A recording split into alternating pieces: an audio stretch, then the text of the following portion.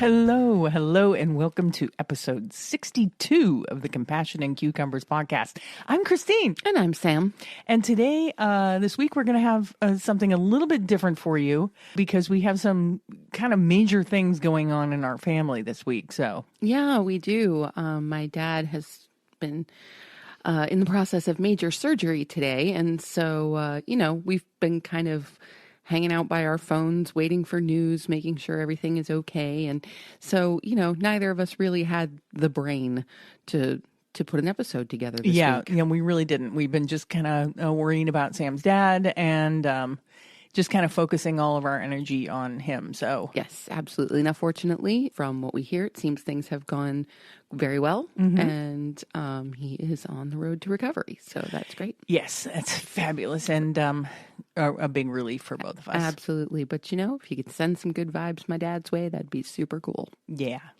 So this week, we are going to share with you an interview that we did with Michele Olender from the Vedge Your Best podcast. Yes. I'm not sure if you've heard it over on Michele's podcast, but if you haven't, here's another chance to hear it. Well, not another chance. Here's a chance if you haven't heard it yet. Yeah, there's that. And if you have, you can hear it again. Yeah.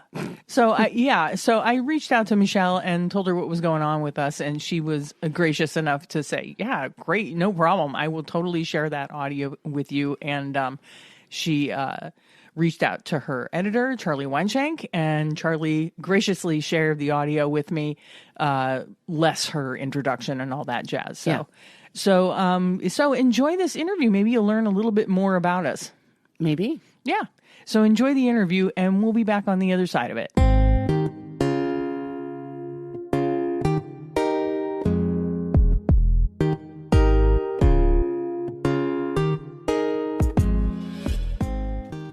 Christine and Sam from the Compassion and Cucumbers podcast. Did I get it right?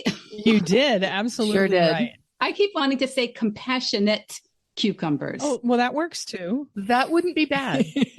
I mean, but do cucumbers have a choice? Can they be anything but compassionate? I don't know. Good point. Excellent point. Well, you're going to have to start, guys, by telling me, where did the name of the podcast come from?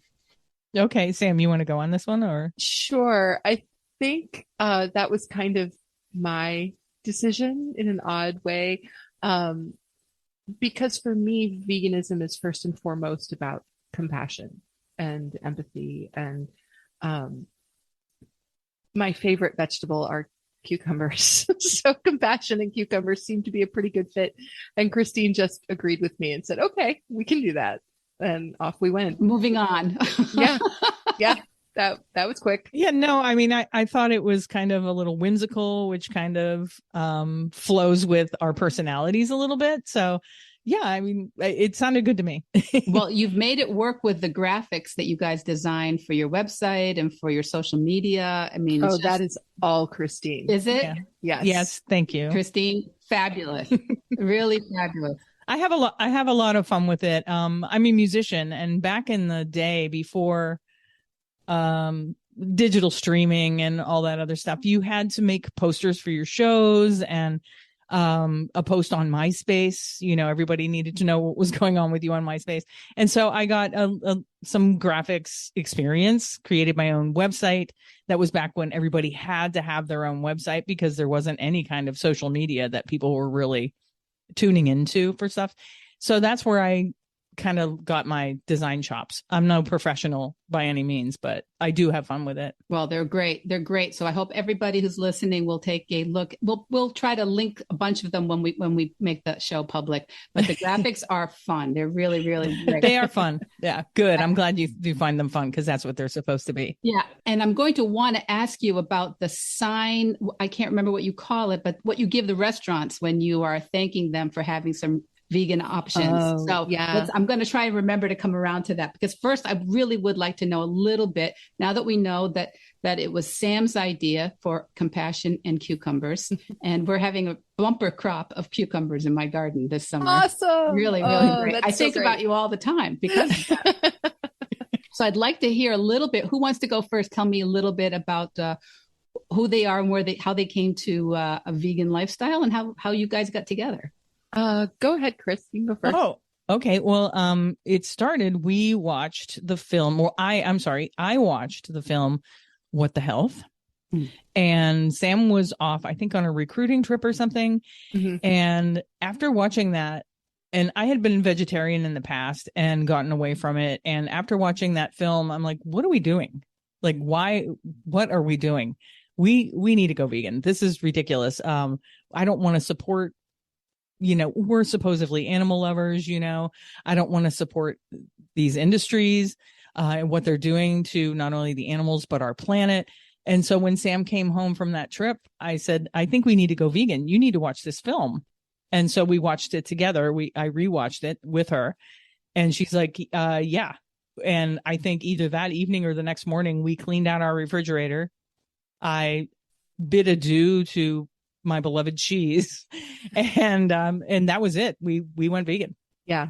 Wow. So really, really fast. You're saying you also had kind of a familiarity with vegetarianism and. Yeah, I was vegetarian for a number of years, and then just kind of fell out of it. Couldn't even tell you why, but just kind of fell out of it. Mostly, I think, just for convenience. I come from an Italian family, and it was hard in family get-togethers, not to eat meat. Yeah, to not eat what everybody was bringing or making. So yeah, I was familiar with it, but never. And it was never. I mean, it was because of animals, but it never really clicked until I started really digging into it.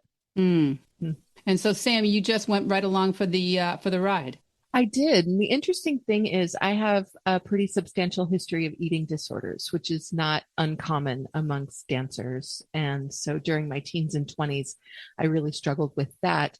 And at one point, as I was recovering from my anorexia, I was told that I had to have animal protein every day, or otherwise I would be anemic for the rest of my life. And I kind of bought that. I just said, oh, a doctor is telling me I must have animal protein. So, okay, fine. I will have animal protein. And so I was never a big meat eater. I did consume poultry and fish primarily. I was never a big fan of red meat or pork. But once we watched What's the Health, and once I did more research, I'm like, no, I don't need this. So, and finding out that doctors are so undereducated when it comes to nutrition was just really eye-opening for me. So I said, you know what, let's just go. Let's just do this. Yes. So I think, how many millions of us are those documentaries, the last nail in the eating animals coffin, right? It's really absolutely been because they're so powerful. They really are powerful. Yeah. And I think also they show a variety of people making the choice. And I think when we're in our own worlds, we don't know that many vegans. We don't know that many vegetarians. And so it's such a great way to see that there are people that are a lot like us, who are not just super disciplined or not just super activist or not super hippie or not. I mean, there are a lot of people who are just making it work in a variety of different worlds. Yeah, for sure.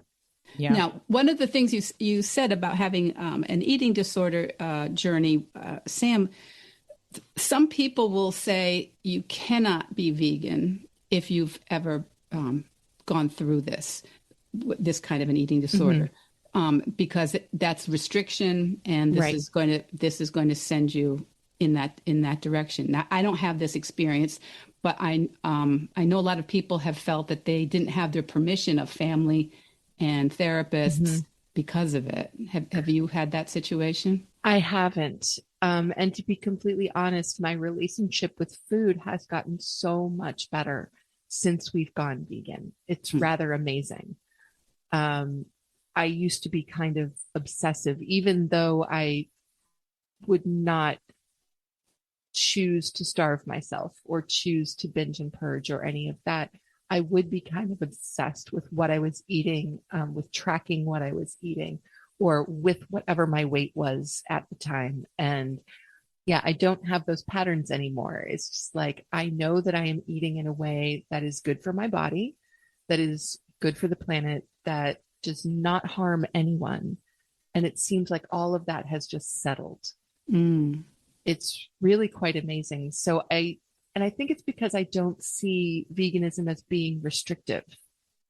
I feel like our food universes have kind of opened up since we stopped consuming animal products, because everyone can get into a rut of, oh, well, we're having chicken and a grain and a vegetable, chicken, rice, and broccoli. And we did chicken, rice, and broccoli a lot.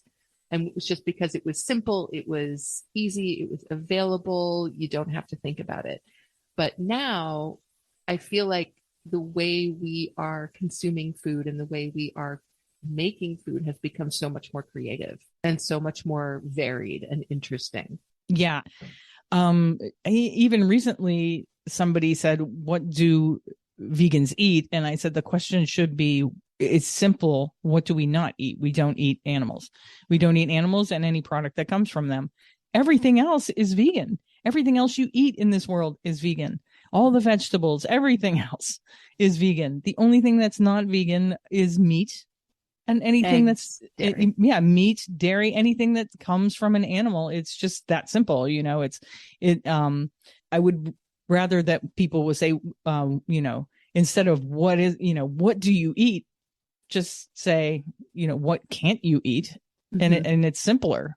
I can't eat meat. I can't eat dairy. And it's, other than that, everything else in your grocery store is vegan. So, right.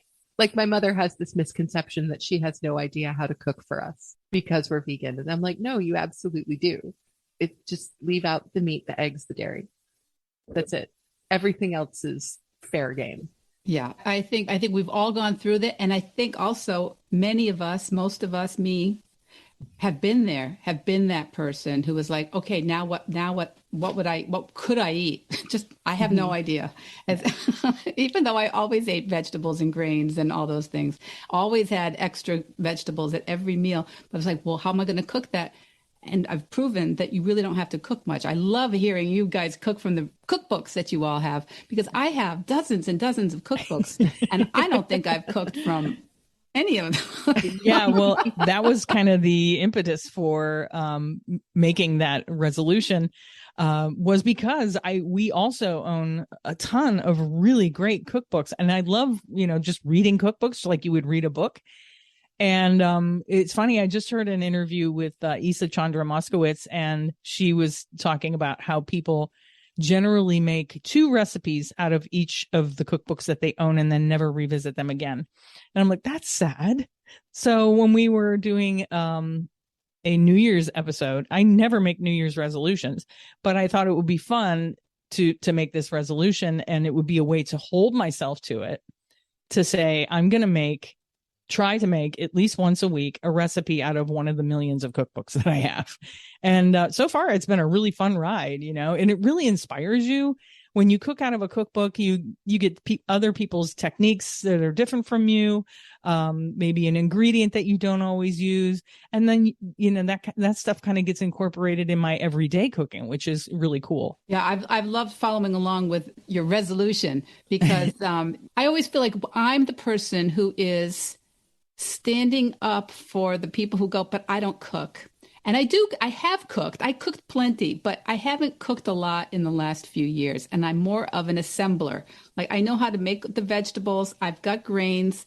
I have beans. And I just make a plate and I show it on Instagram so people can see, number one, that it's not restrictive, that I'm eating an enormous pile of food every meal. And right. You have to. And if you're somebody who's feeling like it's not enough and you're lightheaded and you're feeling, it's because you're not eating enough. And that happened to me when I first started. I wasn't eating enough because I was used to that little, as you're saying, the chicken breast and the starch and the broccoli, and it was a kind of a contained plate.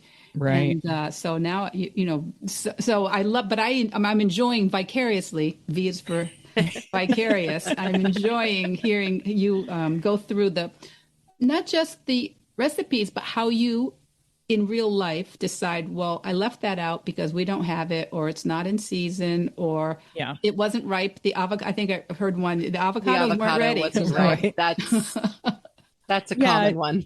Yeah, I definitely wanted to make it real world and not just always go out and buy ingredients specifically for a recipe.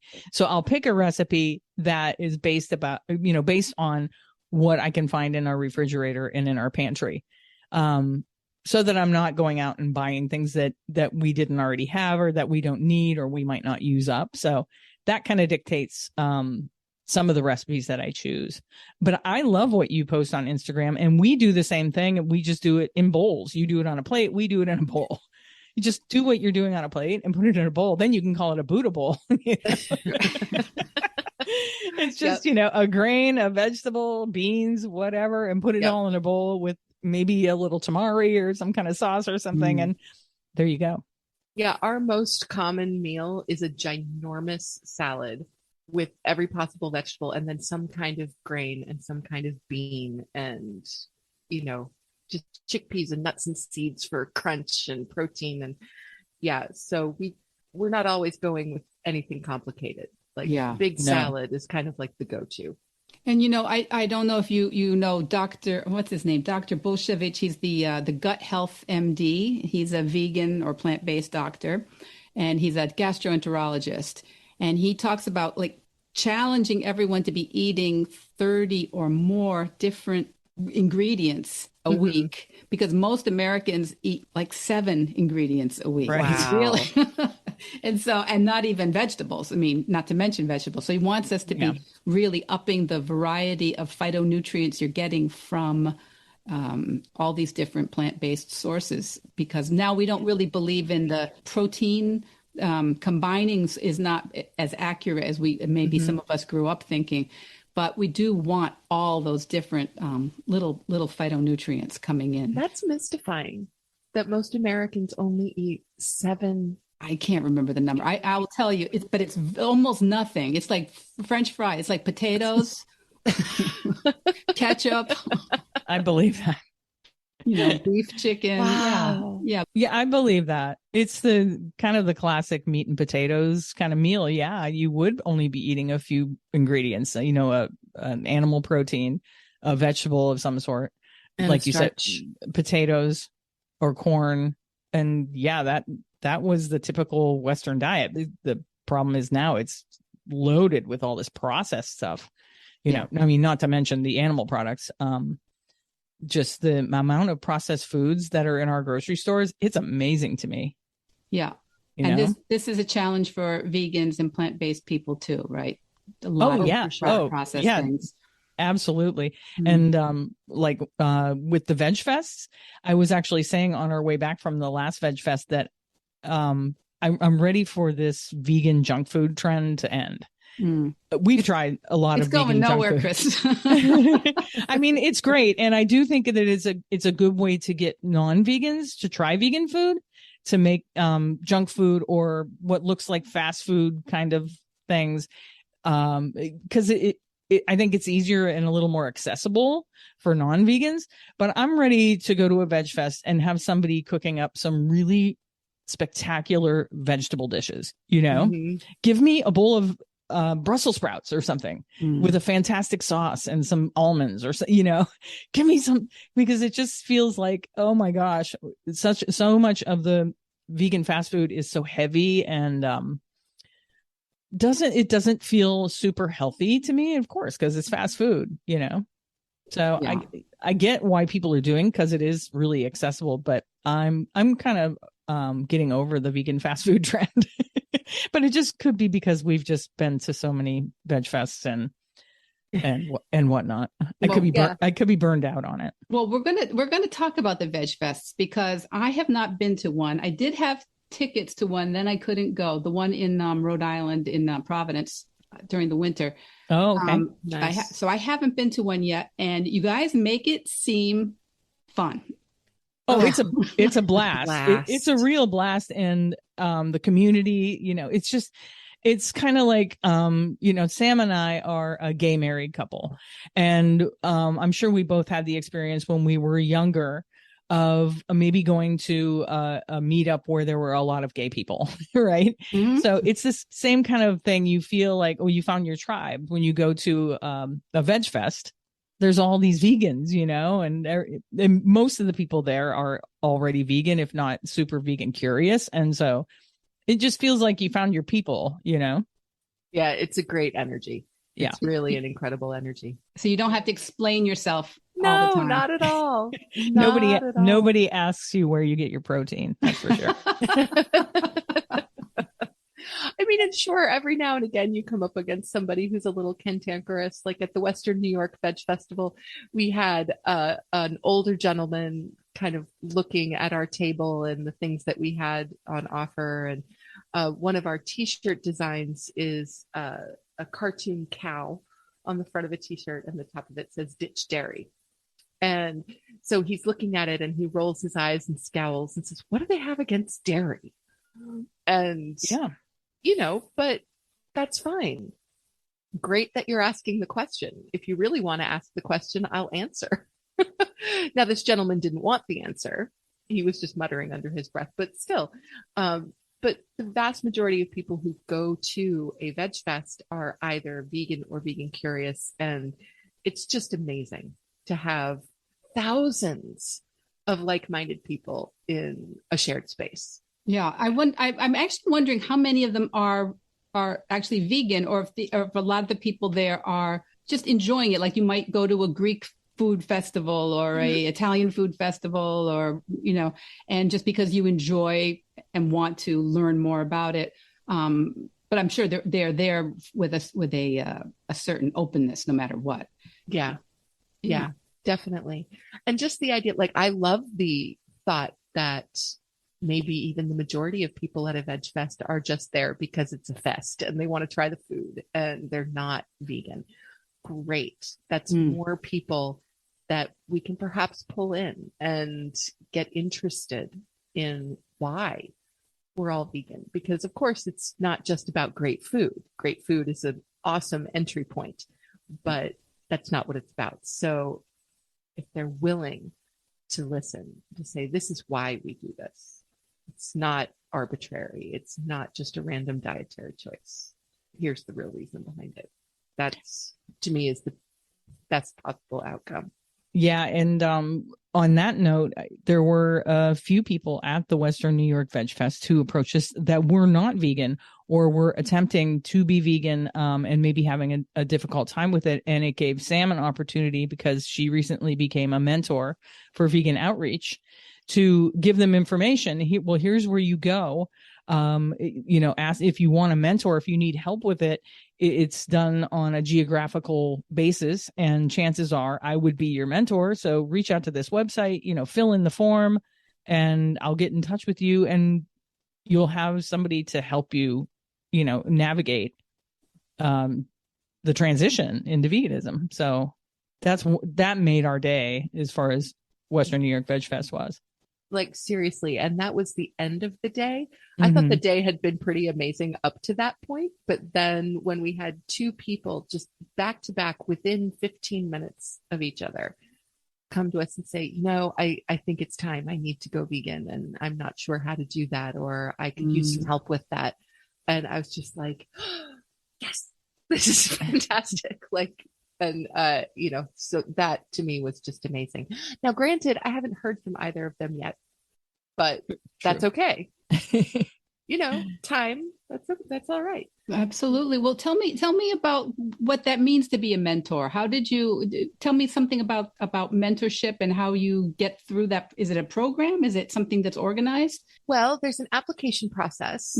So if you go to veganoutreach.org and you check out their website, they have a link to their vegan mentor program that you can connect with either as someone who wants to be mentored or someone who wants a mentor. And mentorship is one of my favorite aspects of teaching. So I thought I might kind of be a natural at this kind of thing. So I decided to apply to be a mentor. And basically they ask you about your, essentially your vegan view. Yeah, how you approach veganism and how you approach the world through that lens. Asking about, would you only be interested in mentoring people who want to go vegan, or would you be willing to speak with people who want to just reduce the number of animal products that they're consuming, or people who are interested in going vegetarian but not vegan. And I, of course, said I would go with anybody because any reduction is a good thing. Sure, I'd love to see the whole world go vegan, but that's not going to happen, certainly not overnight. So small steps are still steps. So I applied, and I was informed about 24 hours later that I had been accepted as a vegan mentor, and that right now they actually have more mentors in the system than they have people asking to be mentored. So it might be a little while before I get my first mentee, but I'm really looking forward to that day. Because as with teaching, the idea of being able to share something that you're passionate about with someone else and help them to become more knowledgeable and more confident in their own choices is just phenomenal. I love that. Well, I think this is very interesting, because I think very often, and maybe it's not the fault of the term, but that the term is very loaded. Vegan can be a very loaded term for lots of people. And I know people sometimes will like email me or text me, message me and say, I'm not vegan. Can we work together? And I'm like, well, let's see if you want to, but it's whether you want to, but I think everybody's on some sort of a journey with it. No, very few people have been exposed to it as a possible lifestyle for very long. There are some people, and that's amazing, and I want to hear more about them. But I raised all my kids eating animal products, all of them. I mean, so I can't judge anybody, and I would not judge anybody. And we feel very much the same way. You know, sure, we are incredibly devoted vegans at this point in our lives, and we would not change that. You know, there's no going back. That's for sure. But we both spent the vast majority of our lives up to this point as animal consumers to varying degrees. And so, no, we don't have the right to judge anybody. That would be incredibly hypocritical. That would be to then also judge ourselves for the first, in my case, 43 years of my life, and Christine even longer. So, yeah, we can't do that. All are welcome. Yeah, I love that. And it's good to also, maybe some of our listeners are hearing, oh, it's not just something that you have to have done by the time you're 21 for it to take, you know? No. There's a whole, I'm 63. I never make a big mystery of how old I am, because I didn't change until my 50s. I kind of like moved away, but I certainly didn't just pull the plug on animal products until my mid 50s. That's right. Everyone who comes to it at their own time and in their own way. And we would certainly never push anyone to a point that they're not comfortable with. You know, if you've got to do it in stages, do it in stages. If you want to, immediately after watching a documentary, go clean out your fridge of all animal products. And then, you know, a couple days later, make sure nothing in your bathroom has animal products in it. Or, you know, you're like, oh, wait, those wool socks. Well, okay, they're going to wear out in a couple of years. I'll wear them until they're worn out, you know, and then never buy them again. And that's all fine. Yeah. There's no one way. There are an infinite number of ways to get to it if you want to. So if anyone's listening that has thought about getting a mentor, just that's what you're going to hear from somebody who's willing to talk to you, to mentor you, is basically a very non-judgmental place. Yeah. There's no point in judgment. No. Yeah, that's beautiful. So if anybody out there is scared, don't be scared. Don't be scared. Don't be scared. No. It's not a scary thing. We weren't scared. I think the scariest thing might have something to do with your recent episode, Michele. Coming out as a vegan can be the scariest part. I mean, for some people, with your friends and your family, and you know, you kind of have to steel yourself against some people that might react in a bad way when they find out that you're vegan. You know, either they don't really fully understand what it means, or they might like joke or make fun of you. you have to kind of take that stuff with a grain of salt, you know. So have you been through that sort of thing where people just completely misunderstood what you were about? I think at my job, I did have some people that completely didn't get it, or just kind of thought, well, you know, it was kind of hippy dippy thing of me to do, or would make jokes, you know, would order pizzas and make a joke. Oh, sorry, there's none for you. It all has pepperoni or cheese or whatever. And I just kind of took that stuff in stride, because if people aren't going to change if they don't want to. And it really wasn't a good atmosphere for me to be preaching or anything. So, Right. I think a lot of people have, maybe if they have any fears, a lot of that fear stems from the other people in their life, not necessarily themselves, you know. But it can be done. My family was embraced it. My family embraced it, and Sam's family, they embrace it too. They deal with it, and her family, even though they're totally not vegans, they have been trying to make vegan meals. And you know, we do get some, you know, good humored ribbing every once in a while. For but sure. whatever, that's family. That's family, and that's fine. Yeah, but we've been lucky so far that most of the people in our lives have been pretty supportive of of our Absolutely. vegan journey. So I think my mom is really the one person who questions it every now and again. And for her, it's just because she grew up on a small dairy farm. So she's not accustomed to the idea of factory farming. You know, to her, she and her parents and her sisters loved their animals, you know, and they were treated very, very well. Outside of the fact they were still being used for industrial purpose. But so there's a little bit of a disconnect there. You know, she feels like by not consuming dairy, I would be putting her father out of business, kind of a thing. And I completely understand how that would feel almost like a betrayal in a way.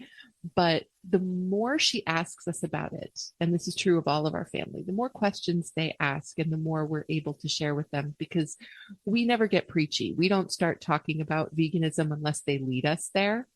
And so if someone asks a question and we get to answer it, that's really awesome. And I feel like every time we get to share information, their minds open up just a little bit. I call it sprinkling veganism on people, whether they like it or not. But it's just sprinkle. It's just a sprinkle. Just a sprinkle, right? yeah, Do what you will with it. But yeah. Sprinkle away. You know, Oscar Wilde has that famous saying that living well is the best revenge, and I always think that is maybe not quite so negative, but that just to have a great life as a vegan is really the best kind of marketing we can do, is to be absolutely to have a great time, to enjoy our foods, I do respect there are some people who do not want to be with animal eaters. I mean, I understand that some of them have signed things like these, I think it's the Liberation Pledge and certain things where they will not eat with other people. And I get it. And I admire that in many ways. That is not the work I do. Like, I'm here to try to cajole y'all. right. And I think that would be incredibly difficult, and it would be hard not to completely alienate a lot of people in your lives. Like if you were out at a restaurant and somebody in your party orders, you know, a meal with meat in it, if you were to get up and walk out, I think that would cause a lot of rifts with your circle, you know. I think that would be a really difficult thing to do. Yeah. And we don't function that way either. You know, my family is entirely omnivorous, and Christine's family is mostly omnivorous. We do have a fellow vegan soon to join the family through marriage, which we're very excited about. So there are 3 of us in the room, which is great. So it's a 50-50 split, vegans to omnivores, which is really very cool. But when we're with my family, we are definitely in the minority, and everyone's really gracious about it. Actually, you know, they either allow us to cook for them, or we do our own things, or they'll call ahead to a restaurant and make sure that there's a vegan option. I've seen them do that a couple of times. So that's really great. Yeah. You know, and again, small steps. Yeah, exactly. But I'm not about to cut some of the people I love most in the world out of my life because they don't happen to share this particular belief. Yeah. And I think that's also a good thing. I think most of the people listen to me have swallowed the Kool-Aid, as they say, with veganism or moving in that direction. But there are people who have told me, I don't want to listen to your podcast because I'm not ready I'm not going to, I don't want to know I don't want to know that I'm doing it wrong or something. Right. And I was like, well, if you listened, I don't think you'd feel that way, but Right. But I get it. Nobody wants to feel wrong. Nobody wants to feel judged or look for and also even people who are open to veganism, I don't want it to be something else they're going to beat themselves up with and think that they're doing it wrong. Absolutely. I could not agree more. And I think it's really important to underline the fact that outside of refusing to consume animal products, there are no rules. There are an infinite number of ways to be a vegan. You can be a high raw vegan. You can be a whole food plant-based vegan. You can be a junk food vegan or any combination of the above. So there's really not a way to be wrong about it unless you're continuing to consume animals. So tell me now where the podcast came from. I know the documentary was the overnight commitment. Then now this. You're a musician, Chris. Was that part of it? Your comfort level with sound equipment, or? Well, I mean, that didn't hurt. And yeah, any opportunity to acquire more sound equipment is always fun for me. But no.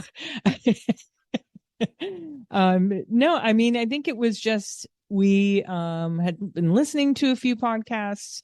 We have been like trying to consume as much vegan information when we first went vegan, reading books, watching YouTubers, listening to podcasts, and also had a desire to spread our word. We wanted to spread the good word too. So I think it was just like, we should start a podcast. I think we've had enough conversations between the two of us that some of this stuff might be slightly entertaining or informative to people. Maybe not, but at least we would have fun with it. And that's how it started. We decided, as long as we're having fun with it, we'll continue to do it. And, it's grown quite a bit. We're coming up on a year in September. Wow. End of September, it'll be a year. And it's grown. The podcast has grown and we've reached a lot of people. And every time it's still, when I meet somebody out in the real world that says they listen to our podcast, my heart just melts a little bit. It's just the coolest thing. It is. It's really cool. To know that we're reaching people and that we've had good feedback from people that they like that we're very non-judgmental and funny. So fact is, we're just dorks. Really. we are just a couple of big dorks. And that's what all dorks have to do is start a podcast. I think that's right. Andy Warhol said in the future everyone will have a podcast. The podcast, I also love that yours is not necessarily local, but there's a lot of local focus to where you guys live. Mm-hmm. So I think that's really very smart from a podcasting point of view. I think it's a really smart direction. I think for your local businesses and your local farmers markets and restaurants to know you. When we first went into it, we kind of went into it with the idea that we wanted to promote vegan businesses. And that is most certainly easiest to do in our local and regional, area. But we decided that, we want to shout out all the people that are making veganism available to other people, be it restaurant owners or grocery stores or whatever. And that was kind of like one of our goals was to shout those people out and make sure that people knew where they were, who they were, what kind of work they did. And we just kind of went from there. And it's kind of, we're kind of expanding. The reach is expanding, but we do enjoy creating or belonging to the Western New York vegan community. There's a really great community here.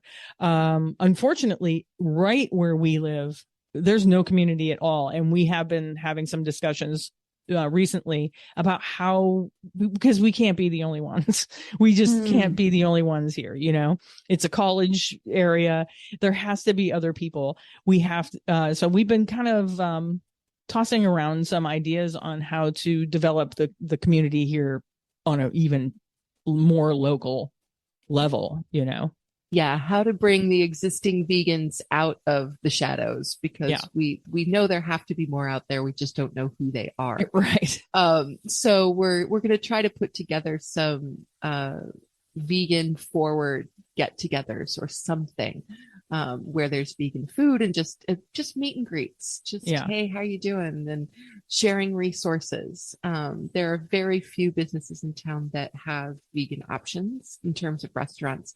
There's really only two or three, that have genuinely vegan options. There are a couple of others that are questionable, but hard to say. So we'd love to see that expand and make this area just more vegan friendly. Well, this brings me back to Chris's beautiful graphics that she does, her design, and your way of increasing the visibility of businesses that are at least have some options for vegans, and also maybe for the vegans to notice. Oh, the restaurant card. The restaurant card, that we started with. The restaurant card is actually an idea. Originally, I got the idea of the restaurant card from, there's an organization west of us in Pennsylvania called Lake Erie Vegan. They have a little card.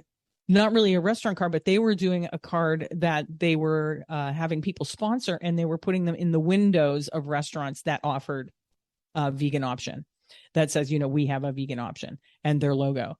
And then Sam got these cards from Vegan Outreach that had, then they're just like a business card size that said, we ate here because of your vegan options. And I think we're just like, we need those of our own. So I designed one that just has, you know, our information on the front and on the back. It said, we ate here because of your vegan options. You know, tune into our podcast or listen to an episode to hear what we thought. So, and I think that I'm betting that usually the wait staff sees it first, and whether they pass that on to owners or managers or whatnot, we don't know. But at least they know we appreciate, you know, the food that we were served, and that there's a market for it, you know, and maybe they should expand their vegan menu a little bit, and, you know.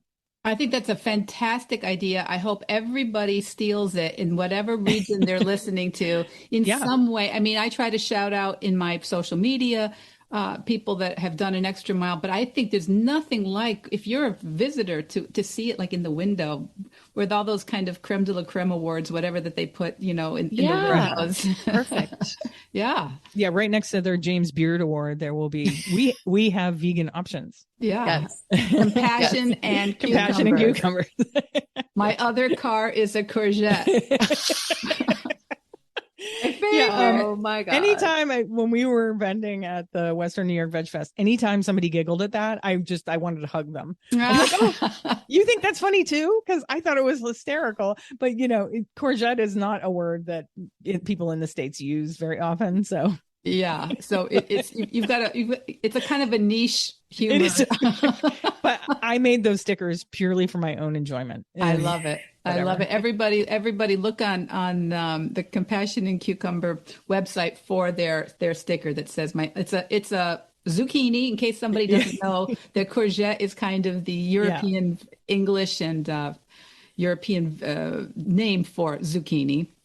I don't know, what do we call them in America before zucchini? It's green summer squash, or summer squash, I guess. Squash. We'll have all kinds of stickers and t-shirts on that portion of our website very shortly. I actually updated that portion of the website today. Did so you? I got all of the sticker designs up in the store. Yes. So we just have a few more photos to take of some of our other merch, and then the store will be open. Yeah. Now I know that you guys financially support well, is it a sanctuary or is it a Oh yeah. rescue? It's us animal sanctuary, Mockingbird Farms Animal Sanctuary. Yeah, they do great work. Just wonderful work. Yeah, and we use our Buy Me a Coffee site to raise money for them, and then once that campaign ends, we'll move on to another organization that could use help. But yeah, the Mockingbird Farms people are fantastic. Where are they located? Mockingbird Farms? They're here in Western New York. I can't tell you exactly the name of the town, but they are north of Buffalo, and I want to say near Eden, but that might be wrong. Recently, they took in a small calf that was rescued from a dairy farm that was destined to be killed, unfortunately, because this calf was like a test calf. And she was part Holstein, part something else. Oh, I see. And when she was born, their experiment didn't turn out the way they expected their experiment to turn out. So there is a gentleman who lives in Vermont who started by just going around to small dairy farms in Vermont and asking farmers if he could take cows off of their property, calves mostly. And he would just put them in the back of his SUV and bring them to the closest animal rescue or sanctuary. And so he recently got this cow. Cece is her name. And Mockingbird Farms Animal Sanctuary stepped up and took her in, and she was terribly ill. She spent, I think, a month in Cornell Veterinary Hospital. Oh, wow. It was really touch and go with her. But now she is like healthy and growing, and wow, do cows grow quickly. Yeah, they do. She went from like a large dog size to, I mean, she's huge now. And she's a walking eyelash. She's so cute. Her eyes are so beautiful. Oh, yeah. They do wonderful work. They recently took in some ducks that somebody had left in a public pond, but they're domestic ducks, so they would never have survived. So they recently took them in, but they do really good work. So I spoke with Anna Borini from Vermont. I think it's from Vine Sanctuary a while back, and she was saying, so everybody listening, Mockingbird Farm, a lot of these places, even if you can't give money to each of these places, follow them on social media. Do like share their outreach, do share them with people, see if they have visitor hours where you can maybe come and help out or deliver things that they need, because there's a lot of ways, even non-financially, to support with your time and your energy and your social media, a lot of these places. So Mockingbird Farm is your special love right now. They kind of hold a special place in our heart. Yeah, that's beautiful. So I know that you were just at the Veg Fest across the border. My family is all Canadian. My husband's family, and so hence my children are all Canadian. Oh, really? I'm not Canadian. So I love to hear a little bit something from the Great White North about what they're doing. Well, so it was Burlington, Ontario. Burlington, Ontario. Yeah, and it was their first annual Veg Fest. This is the first one they put together, and it was an amazing event. You would never know that it was the first time that they had done this. It was so well executed and organized, and masses of volunteers. The whole thing was volunteers, all put on by volunteers. And the mayor of Burlington cut the ribbon to open the festival, and she gave a really beautiful speech. And she said, vegan food is great, which was really cute. Thanks. And it's a little, even though we're only like an hour and a half from the border, it's like you're stepping into a different world when you go to Canada. It's they're just so more in tune with like activism, and they're just so, I don't know what it is. They just are a little bit more focused in on the important things, especially where veganism is concerned, as far as climate change and all that. They're politicians. I mean, they have the Animal Protection Party. They have their own party. And we met the current candidate from their area. And this Veg Fest had so many booths that were activism, and not just food. It was really refreshing to see that, Yeah. So it's an opportunity to learn something too, not just to eat. Yes, absolutely.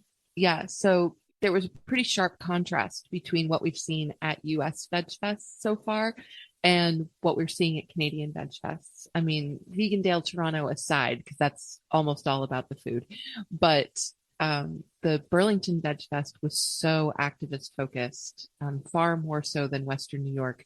You know, yes, a couple of sanctuaries do come to the Western New York Veg Fest. There is a little bit of activism here and there, but it's mostly about food and product that is being sold. So it was wonderful to see that contrast and go, you know what, this is great. There are 9 sanctuaries here. There are 11 activist groups here. This is incredible. And, you know, how can we perhaps help the Veg Fests nearer to us, whether it's Western New York or Central New York or Pittsburgh or Cleveland, kind of turn that corner and, you know, don't get rid of the food. The food's important. And food, I think, is the way that we do. And I think that the food is the way that most people will enter veganism if they realize that vegan food is every bit as delicious and every bit as affordable and every bit as, and in some cases, much more nutritious than the animal versions of those products, then that's going to be a huge motivator. But to put that educational or activist aspect right next to the food, say, okay, we've got you with the food. Now here's the why and here's the how. I think would be great. Yeah. So. Yeah, I think going back to what you were talking about, the food, some of it being very kind of frivolous food, not necessarily super nutritious food. There is a rap that I hear from my peer group all the time. It's no fun. Vegan food is no fun. And it's fun. I think it's gotten a little too fun. Yeah, I mean, like I said, that the vegan junk food, I hate to call it junk food because it's not all not nutritious. Right. But it is all kind of emulating, you know, like a fried chicken or something like that. Yeah. It has really taken hold, you know, and yeah. So who can say vegan food is not fun? People who aren't vegan. True. I mean, we just heard today that tomorrow a restaurant in Buffalo that we're very, very fond of called Good and Evil will be introducing a sandwich that's essentially a fried chicken sandwich with jalapeno and 3 kinds of cheese and lettuce and tomato and pickles and all kinds of other things on it. They're going to be serving them between 2 glazed donuts that we found at a pop-up market at the Vegan Center 2 weeks ago. Yeah, we kind of facilitated this match, which is really kind of amazing. And I told Christine, I can't go taste one tomorrow because I have to work all day. But I'm like, you should go and have one. And she said, you know, it really looks like a stomachache waiting to happen. I mean, and he, I think that Sean at Good and Evil called it what did he call it? The overdose. The overdose. Yeah. We had tried these vegan donuts, made from the 2 women. It's a women-owned business, which is great.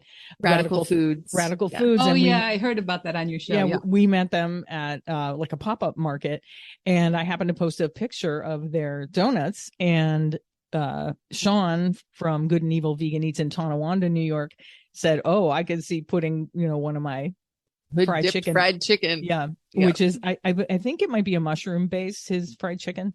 He's like, "Yeah," and I said, "Well, make it happen." And so they, we got so you asked for this. Well, I know. Yeah. So kind of got the 2 of them together, and you know, I told Radical Foods, I'm like, reach out to him. Here's his name, call him up and tell him, make this happen, because he's all about it. And sure enough, he did. Today he posted an Instagram video of the sandwich, and it's a little ridiculous. Yeah. It's crazy. It's absolutely crazy. So who says vegans aren't fun? Look how fun. That's right. I mean, come on. Oh my gosh, we're plenty of fun. Fried chicken. Lots of fun. We talked about how when you were beginning your journey with really committing to veganism, you listened to a lot of podcasts, you watched a lot of YouTube, you read a lot of books.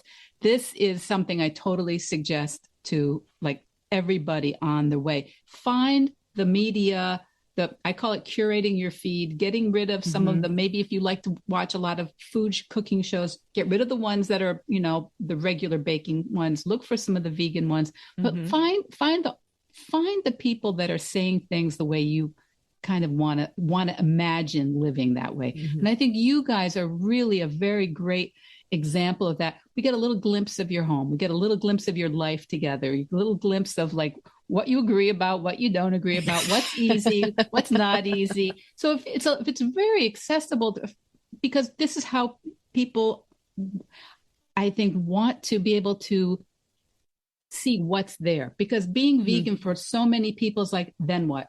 Am I alone? Right. Am I alone under a bridge? Right. No, not at all. Yeah. You are not a poor, unfortunate troll under a bridge. Definitely not. No. I mean, we are lucky to have each other. Don't get me wrong. And, we have a support system. And it probably would be harder if you were all by yourself. First of all, cooking for one is not as fun. I know when Sam goes out of town, I mean, we had an episode. I lived off of peanut butter and vegan hot dogs, because cooking for one person is no fun for me. I don't like cooking for myself, So we are lucky to have each other as a support system, but we do hope that when people tune into our podcast, that they hear that we are just living normal lives as normal people, and we have the normal struggles that anyone, even non-vegans, have as far as, living day to day and cooking meals and putting up with your partner, all that stuff. Yeah, and just thinking through like what makes sense to cook. I think one time I remember listening, you had cooked something, but it was like, I don't know, 80 degrees, and you cooked something that you said would have been better in the fall or in a different time of the year. So that these are the sorts of things people want to be thinking about when it's all new to them.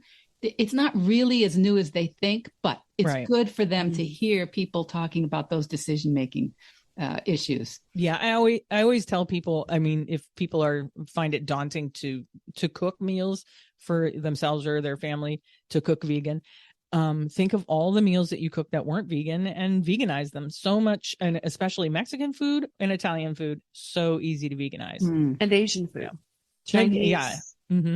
Noodles Thai, of any kind. Noodles of any kind. Yeah, so easy to veganize. Yeah. If you're not fixated on the kind of the main part of the plate, you can just fill in everything else that you always ate. If you ate the starches and the vegetables and the salad and the soup, and all, it's all easy. And then you just leave because that's what I did with my family. Basically, they still could have whatever they wanted in the middle of the plate, but everything else on the plate was going to be vegan. Yeah. That's a good way to go about it. I couldn't imagine.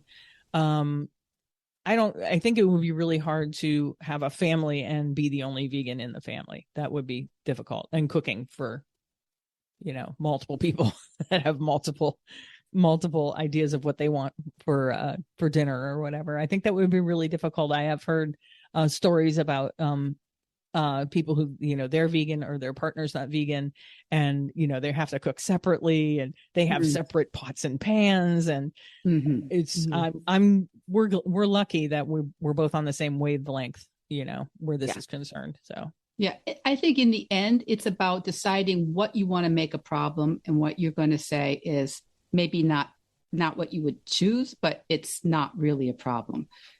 Like all the other things in a family, in a house, in a job, we can just concentrate on what's not quite right, or we can just concentrate on the parts that are within reason. I mean, obviously, if something's not great, you want to try to change it. But a lot of times, it's just what we're focusing on.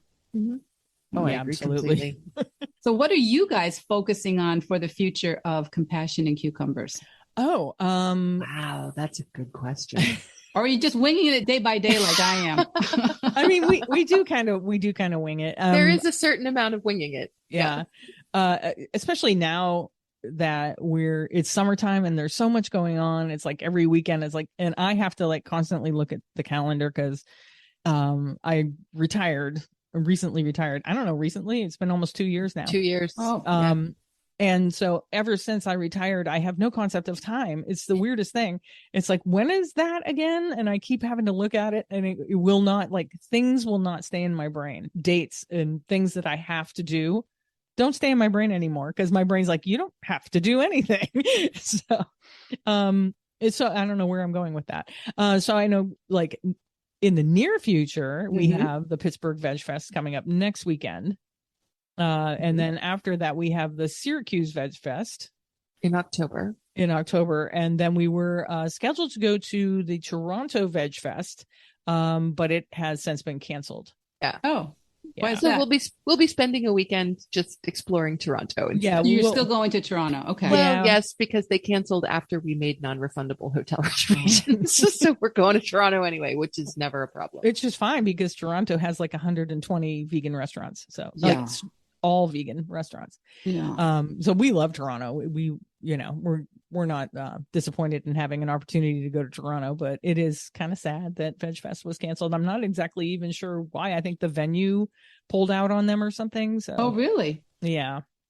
That's interesting. Yeah. I have quite a lot of my husband's families in Toronto and Mississauga. I'm going to be polling them, trying to figure out what's going on. Put them on the job. Maybe we can report back. Hey, that'd be great. Yeah, they have a lot of beautiful vegan restaurants and companies there. All right. So, and Sam, what about you? Do you have any thoughts about where Compassion and Cucumber is going in the next 6 months or so? Well, I think we've been really happy with the growth that we've seen in the podcast, and we had such a great time vending at Western New York Veg Fest and meeting people and all of that good thing. So yeah, I'm assuming we're going to expand. The podcast will continue. There's no question about that. We both really enjoy doing it. So all hail year 2. That's excellent. Coming up. Yeah. We're very excited for it, actually. I'd like to see us address not only kind of the fun, lighthearted side of veganism, but to bring a little bit more of the political into it, to talk more about animal liberation and talk more about climate change. Still doing it in a relatively gentle way. We don't want to get preachy or too, I don't know what the word is I'm looking for, too aggressive about it, but just making sure that our listeners are aware that this is not just a dietary choice, that there are other reasons behind it. Because we do talk a lot about food, and we do talk a lot about travel, and we do talk a lot about just the day in, day out of being vegan. But I think there needs to be emphasis on those underlying whys. Just a little bit more. And we'll probably start expanding the retail side of things a little bit as well. Christine is constantly making more sticker designs and t-shirt designs and all kinds of things. We're really looking forward to our What Happens at Veg Fest Stays at Veg Fest t-shirt that we've already been told would be purchased by several people if we created it. So we're going to work on that. Hopefully we'll have our store up and running within the next couple of weeks, just in time for the holiday season. And we're just going to see where it goes. We're not looking to grow too exponentially too fast. So we're just kind of taking it in an organic kind of way. What comes, we will go with.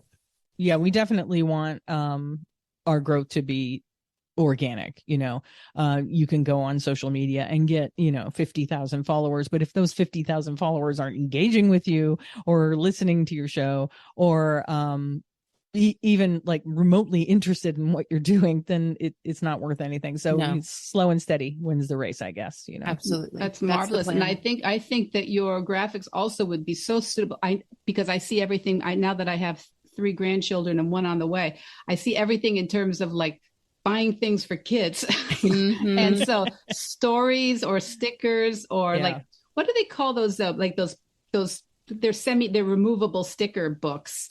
Like color forms. Oh my God, I loved those when I was little. I think Christine's work would be beautiful in that sort of a thing. I love vegan color form book. That. Yeah. Thanks for that idea. Yeah. Put me down for 4. Nice. Well, and also we were at the Burlington Veg Fest. We saw one vendor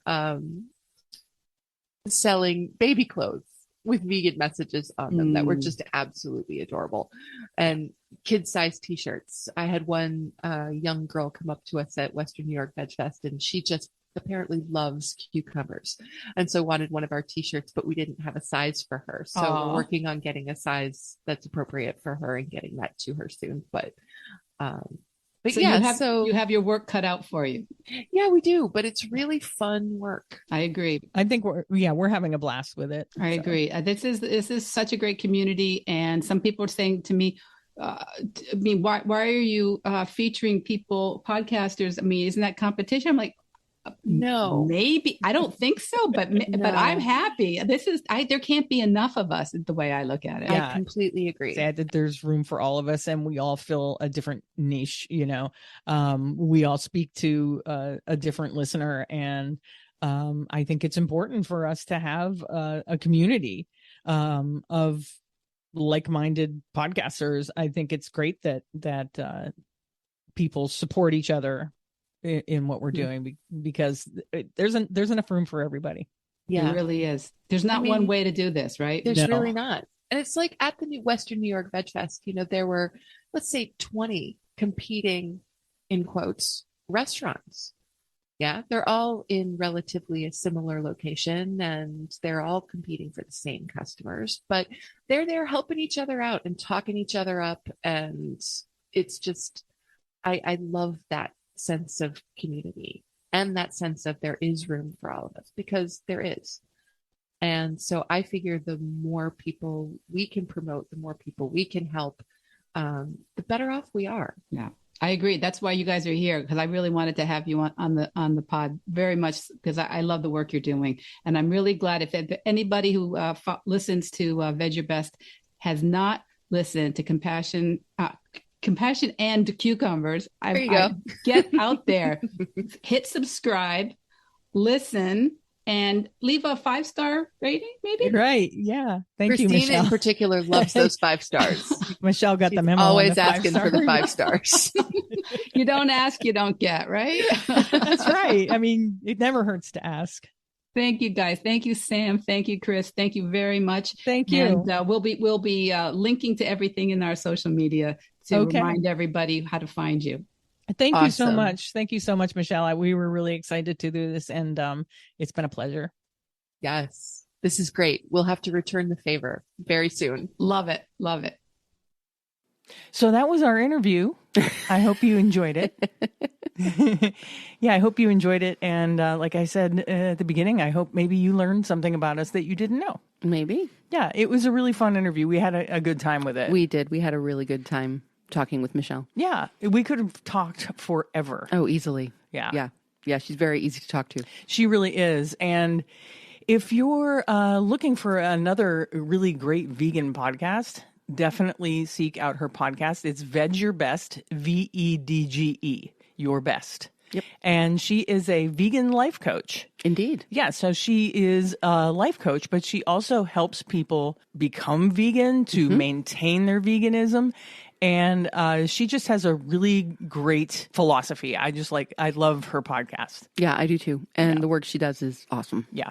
And not only that, she has a really great speaking voice. She really does. Very calming, and for sure. So check that out. We still have our Food Not Bombs fundraiser. And this is the perfect time of year to, help out an organization like Food Not Bombs. This was something I actually wanted to mention on last week's podcast and completely forgot, was that when you're considering gifts for your favorite vegans, or if you are a vegan, giving gifts to some of your favorite people, another really great way to shop is through organizations that are actively involved in the fight for animal liberation and environmental protection and food justice and all of that.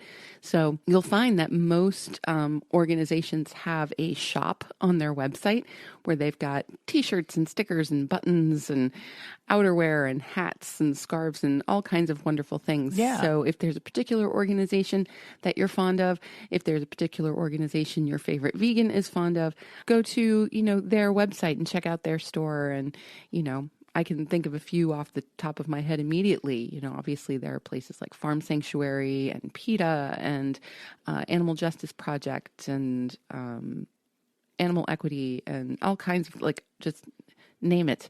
If there's an animal justice organization out there or a food justice organization out there, they've got a shop. Yeah, and chances are they have some sort of merchandise that you can buy. And absolutely. It's a good way to support them. You're not only giving a lovely gift to your vegan, but you are also supporting a cause that is important to them. So yeah.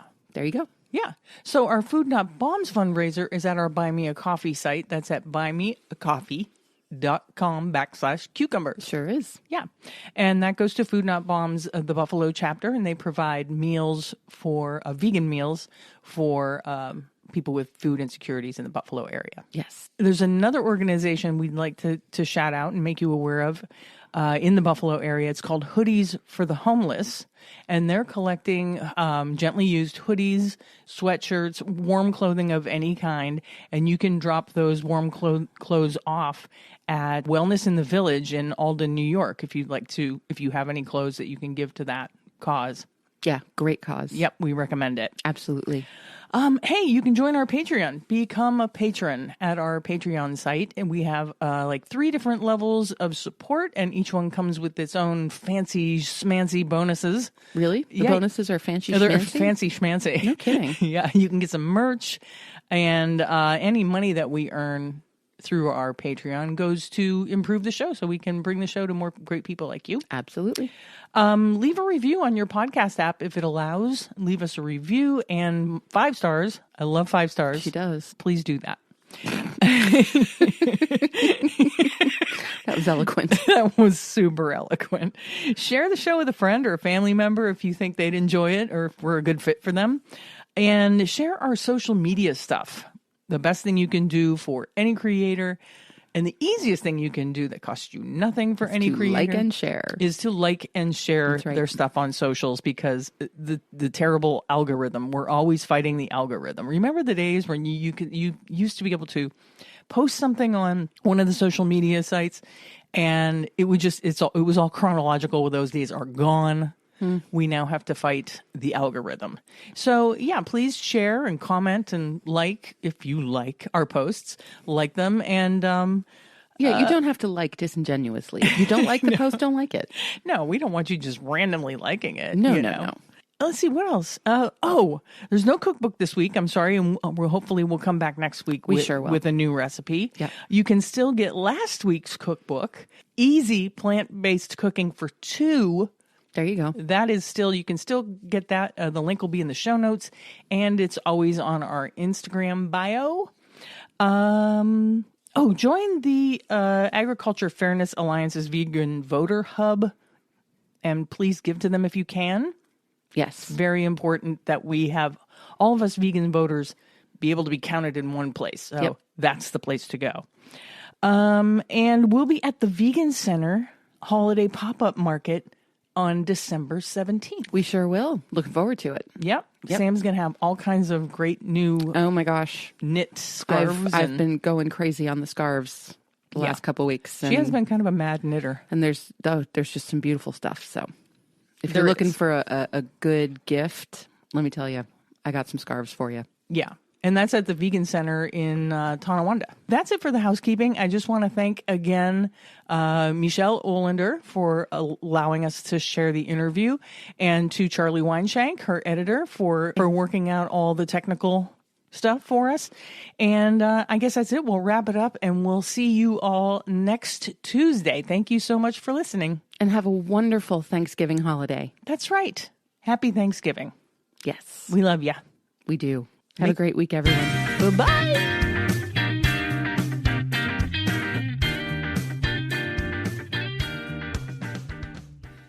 Do you want to support the Compassion and Cucumbers podcast? Well, you can do that by joining our Patreon page. We have 3 different levels of support, and all 3 come with their own special bonuses. Hey, you can support the podcast and get yourself some really cool merch.